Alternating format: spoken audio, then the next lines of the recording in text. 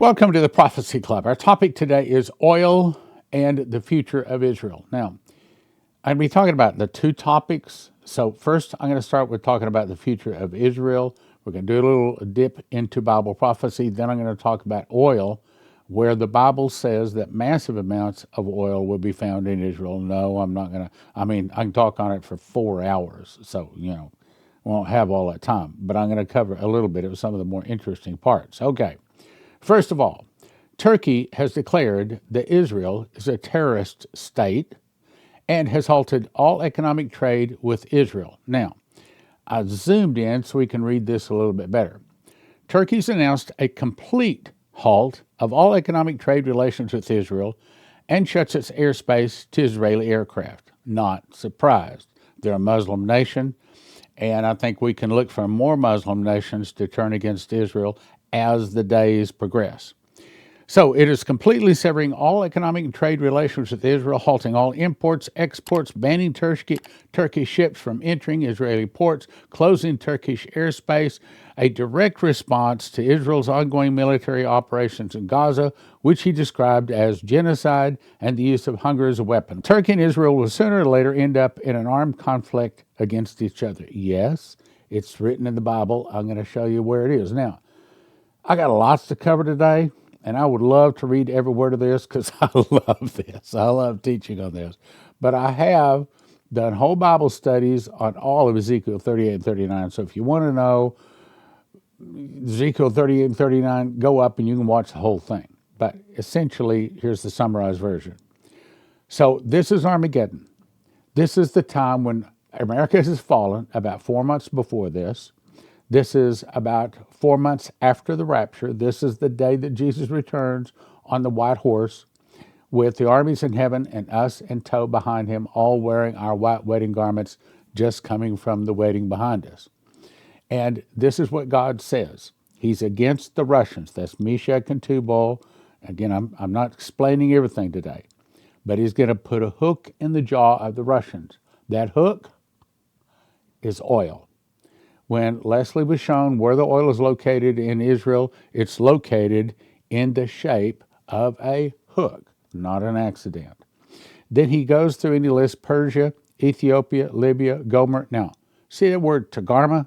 That's Turkey. I'll show you on the map in just a second. So it says, in the latter days, after Israel has been brought back and gathered out of all of the nations, I've got several scriptures on that, back to Israel. So this is when Israel, look at this, dwells safely. Right now, Israel is not dwelling safely. So that tells me that this is after the big war where Israel and America go against most of the rest of Islam. And Israel gets back all of the land from the Euphrates to the Nile. Excuse me. Yeah, that's correct. Okay. At the same time, meaning as Russia is coming down to attack Israel, at the same time, you think an evil thought. I'm going to go up the land of unwalled villages. That's not America. I used to think it was. It's not. Instead, Ezekiel 38:11. Here it is. I'll read it in just a second. At the same time, an evil thought will come to your mind. You're going to say, I'll go up to the land of unwalled villages. I'll go to them that are rest, that dwell safely, all of them dwelling without walls, having neither bars nor gates. That's not Israel. See, one of the things the Lord has laid on my heart to do is to buy an airline. I didn't say an airplane, I said an airline. When we hit oil in Israel, to buy an airline, fly Christians and Jews from around the world back to Israel and to build the land of unwalled villages. So this is them going down to attack not only Israel, but also the Christian village. In my opinion, that's what it's saying. And they come down, why? To take a spoil, to take a prey, to turn the hand, gotten cattle and goods. That's not Israel. One of the things I want to say to Israel is I want you to allow me to bring back Christians and Jews, and we're going to bring their cattle, their sheep, their goods. We're going to bring a lot of things back to Israel. And firearms. I want you to allow them to bring their shooting arms back to them, back with them, and carry them. Okay, so it's going to be like a little America over in the Middle East. Then it goes down and tells some other things, which I'm going to skip. Now, this is an important map. If you look at the top, we see that's Russia. Then in the middle is Turkey. That's what we're talking about today. So Russia and Turkey unite, along with Persia or Iran, all unite and they come down to attack little Israel. When they do, it's not good. So that's Magog, and I've put some other arrows here to show you. If you'll go back and read those verses, that's explaining it. So anyway, so they come down against the people of Israel. When? In the latter days. Why? So that the heathen, the people that do not believe in Jesus, can know him. In other words, when he wipes them out with the morning star, what is left then bows the knee. Every knee will bow. Every tongue will confess that Jesus Christ is Lord to the glory of the Father. And that happens after the morning star hits and after the burning. He says, this is when my fury comes up to my face. There's a great fire of my wrath. That's the morning star. A great shaking in the land of Israel. This is where every mountain falls, every valley fills in. Skipping on down, the mountains will be thrown down. Steep places fall. Every wall shall fall to the ground. There are no more islands, no more mountains. The earth is a nice round smooth ball. Now, let me summarize the way I see this. I think that the October 7th war concludes with a Palestinian state. I know, that's a big statement. We know a Palestinian state is coming. You can go read Joel 3:2 for that. Jews will get back their Temple Mount, and as a result, they will start animal sacrifice. And if America splits Israel, America will then be split by God. Then Israel realizes that in order to have peace, it's not just a Palestinian state. The only way Israel is going to have peace, and you just read, there's like 8 times Ezekiel 38:39, it says she will be dwelling safely, all of them. Massive amounts of oil will then be discovered. So let me back up. Israel realizes in order to have peace, she must defeat the surrounding Muslim nations. But she also realizes she can't do that, which is why she gives the Palestinian state a temporary measure in order to allow her to build up her military. Then massive amounts of oil will be discovered. And that will begin to dry the wells of the surrounding Muslim nations. Then oil royalty checks will begin. I haven't talked about this before, but I guess it's time to talk about it.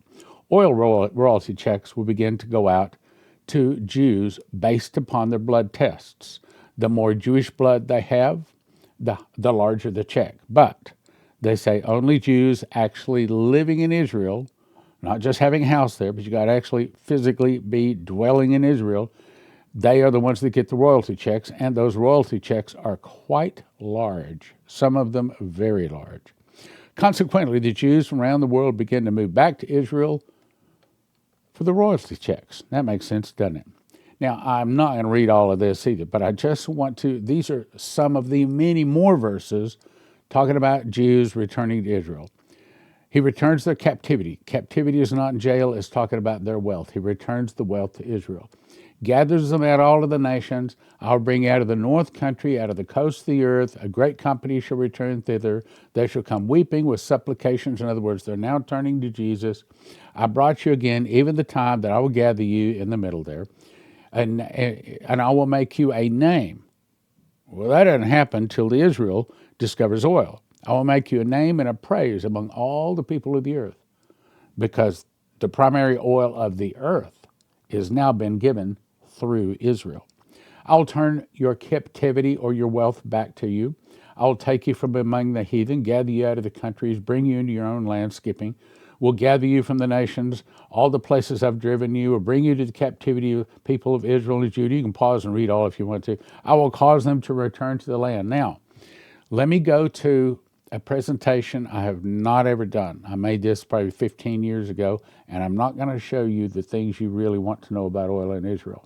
I'm only going to show you a few slides from a PowerPoint that is called Oil, the Whole Story. I'm inviting you. I want you to come. I don't know another way to say it, but I want to meet you. I want to shake your hand. I want to hug your neck. I want to get to know some of these people that listen to Prophecy Club. So I'm asking you. I'm not just inviting you.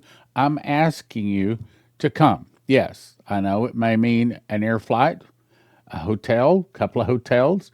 It may mean $200, $500, $1,000, depends on where you stay. But I want you to come to this. I'm asking you. I'm not just inviting you. I'm asking you to come. Come, introduce yourself to me. Many of you, I will recognize your name. Many of you have been following us for a long time. I'd like to meet you. Okay. So come to the Prophecy, Healing, and Deliverance Conference, September 11 to 14. Now, it's 6 seasoned ministers. We're going to be delivering 10 different talks over 2.5 days. Now, you can see the topics below, but today I'm going to just briefly touch on a couple of them. One is I've changed some of the things I'm talking on. Yes, I can talk on the mark of the beast. Yes, I'm going to bring you some new insight. But I'm also, here's what happened this past Sunday. I brought a talk that I thought would be over most people's head. I was talking about secrets in ancient Hebrew, and I was shocked. Our congregation absolutely loved it. I had, I don't know, 5 or 6 people come up to me and say how great it was. I've had at least 2 or 3 people ask me for copies of the PowerPoint, so I'm going to expand on that. There are some big secrets within ancient letter level Hebrew, and you probably have never heard this before.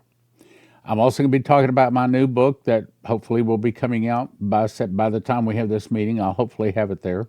And it's called The Pentecost Rapture of the Bride. I think God showed me a revelation.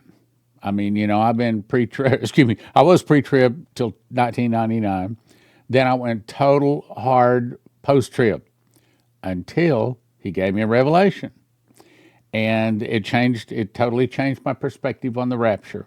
And I'm going to explain that at this meeting. Now, that's what I'm going to talk on. Let me briefly explain what Leslie's going to talk on.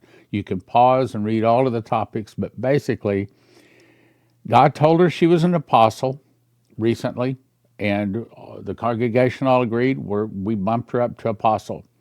And she's going to explain the role of a prophet, all of the things below, and I'm going to talk about it more in other programs that we'll have her on. But again, I'm asking you to come. I'm asking you to go to prophecyclub.com, right there, prophecyclub.com. Sign up to come. Sign up. I'd like to meet you, hug your neck, shake your hand, sign one of the books. If you have one of my books, or Leslie, sign one of her books. We're going to have them there. It's going to be, a time where you learn some things, but how about just a time of fellowship? How about a time where you get to meet me and Leslie, and we'll meet you, and we'll spend some good time together. We'll eat together. We'll have some fellowship together. So come to the Prophecy, Healing, Deliverance Conference. Now, here is part of a presentation I have not and will not release yet because it's got some of the secrets about oil locations that God has shown me that I haven't released yet. So this is called The First Hint, Crude Oil Will Bless Israel. I'm just reading a few of these. Genesis 14:10. And the veil of Siddim, now that word Siddim means salt, because the Dead Sea is salt water. The veil of Siddim, or the valley of the salt, or the valley of the Dead Sea, is full of slime pits. I have been there. I'm about to show you pictures. Slime pits. Now, when it says slime, that's what we call today crude oil. In other words, in those days, and this was approximately getting around to shortly after the flood, so around 3,500 years ago, 4,000, somewhere in that ballpark. And at that time, there were pools of crude oil floating all over the Dead Sea, all out, just out on the sand. And that's what made Sodom and Gomorrah and Zeboim and all of the other 5 cities of the plains around the Dead Sea very, very wealthy nations. They were boom towns because of the oil. They were taking the oil down to Egypt and selling it. Okay, so back up. So the Valley of Salt, or the Valley of the Dead Sea, was full of crude oil pits, is what we would say today. And the kings of Sodom and Gomorrah fled. They had a fight down there and fell there. In other words, probably what had happened is this was a pool of crude oil, and some of the sand had blown over it, and it looked like they could run out on it, and it didn't look like it was crude oil. But as soon as they stepped on it, they fell through the sand down into the crude oil, and they got caught, and they couldn't get away, and they killed them. They're talking now. This is from an old article, like really, really old, and it's talking about from Josephus. This is from some of his writings, which is like, I don't know, 500, 800 years before Jesus, a long time ago. Josephus affirms that, quote, the sea, or talking about the asphaltic lake, I'll show you in just a minute, in many places sends up black masses of a phaltum, having the form and size of a headless oxen. Now, let me explain. So, we've got this salt water. Now, water already is, oil is much lighter than water. So, if it's just normal fresh water, it will cause oil to float to the surface.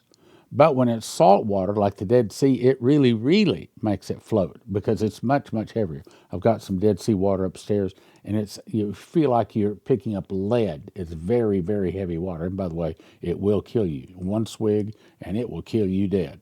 Anyway, so this asphalt, which is normally floats on top of water, the butane, the propane, the gasoline, anything that can evaporate, evaporates. So it's squeezing up from the bottom of this Dead Sea. Water's covering it.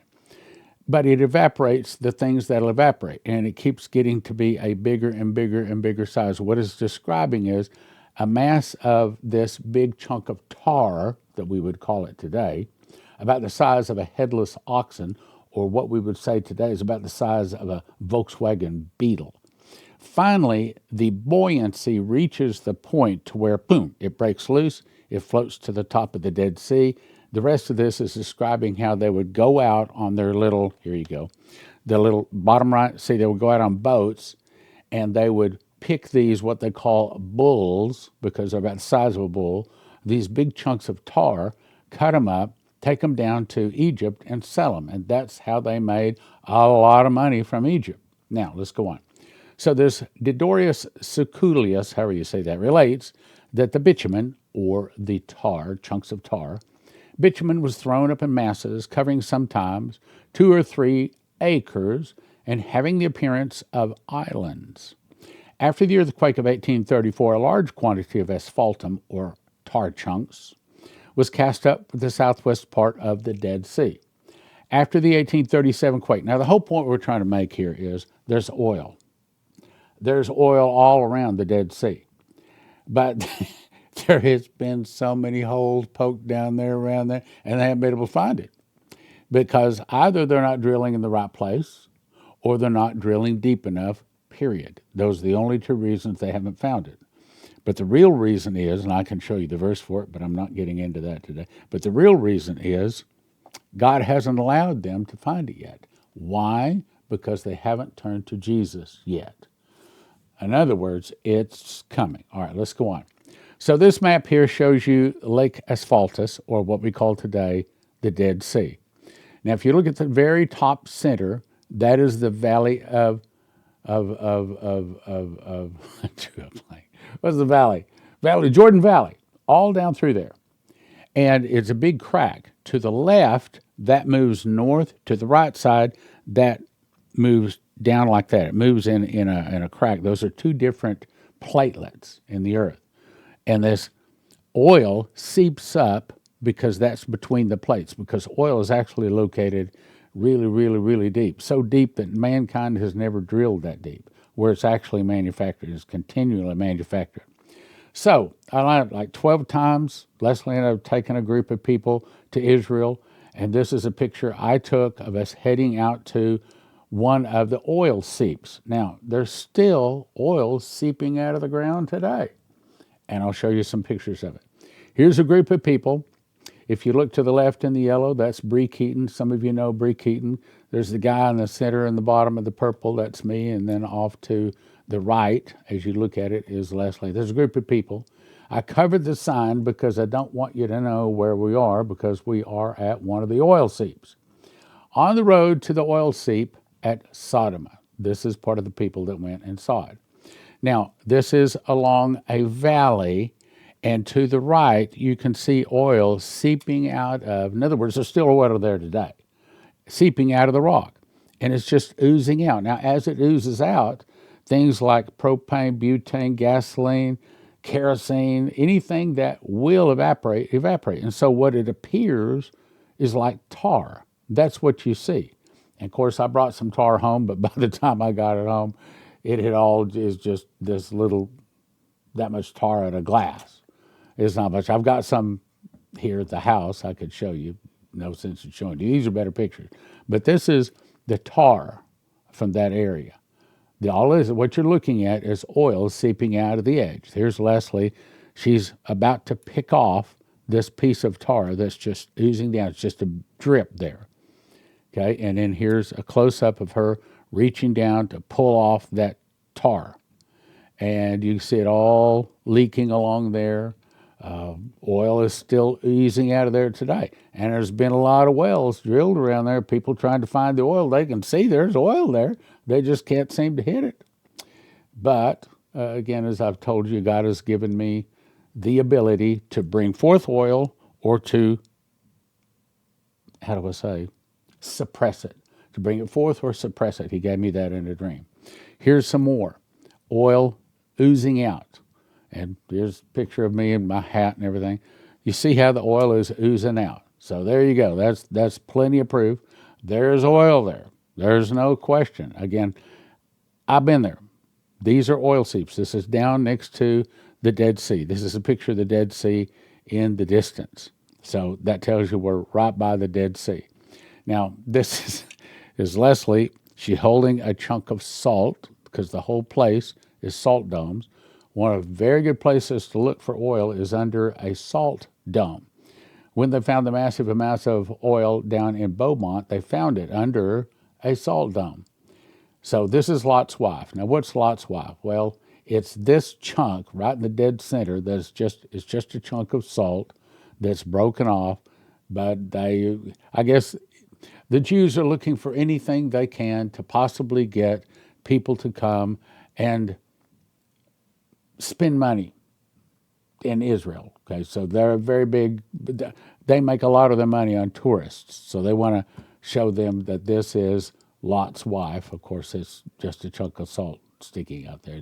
They don't really think it's Lot's wife, obviously, but it's interesting.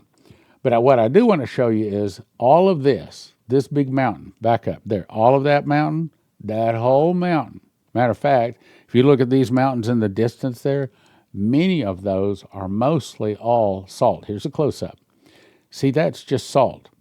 And some of the guys crawled up there, and you could put your hand in that and just kind of pull on it. That whole wall falls down. It's all salt. And if you want to, you can take a little piece of that and put it up to your mouth, and yeah, well, that's salt. Not very clean, but it's salt. Here is another picture saying this is down near Sodom and Gomorrah. Here's a couple of vagrants that we found in the area. We thought we'd take a picture of them. This, I think, was, oh my goodness, I don't know, 2000,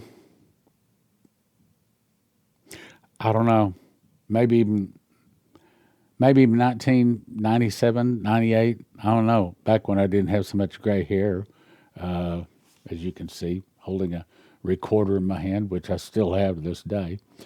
This is part of the 65 verses that I have found. The story on that is when